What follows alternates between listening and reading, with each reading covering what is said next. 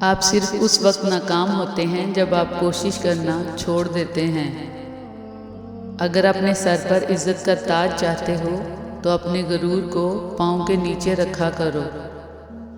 دشمنوں سے زیادہ وہ دوست خطرناک ہوتے ہیں جو منافق بن کر آپ کے جذبات سے کھیلتے ہیں۔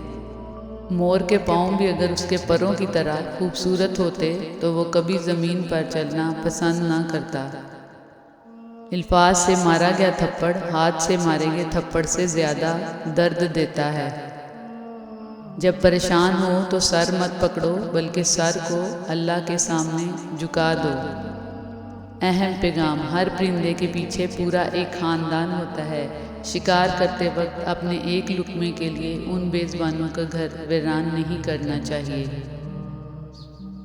شکست چاہے کیسی ہی بڑی ہو وہ ہمیشہ وقتی ہوتی ہے اور اسے دوبارہ فتح میں بدلا جا سکتا ہے۔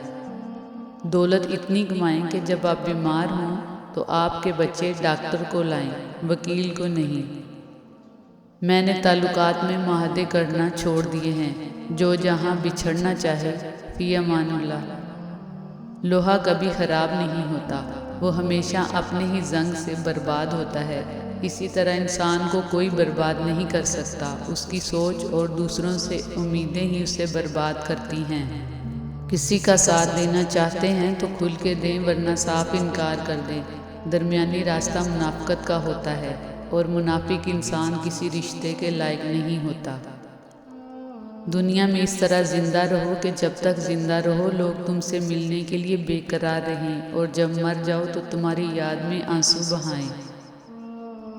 کبھی کبھی سامنے والے کی سب سے بڑی ضرورت اس کو سننا ہوتا ہے۔ اگر کوئی آپ سے بات کرنا چاہے تو صرف اس کو سنیں اور کچھ نہیں۔ لوگ کہتے ہیں دوستی اتنی مت کرو کہ دل پر سوار ہو جائے۔ ہم کہتے ہیں کہ دوستی اتنی کرو دشمن کو بھی پیار ہو جائے۔ اگر وقت کی ڈور انسان کے ہاتھ میں ہوتی تو وقت کبھی ایک سی چال نہ چلتا۔ لوگوں کو آپ میں تبدیلی نظر آ جائے گی لیکن اپنا وہ رویہ نظر نہیں آئے گا جو اس تبدیلی کی وجہ بنا۔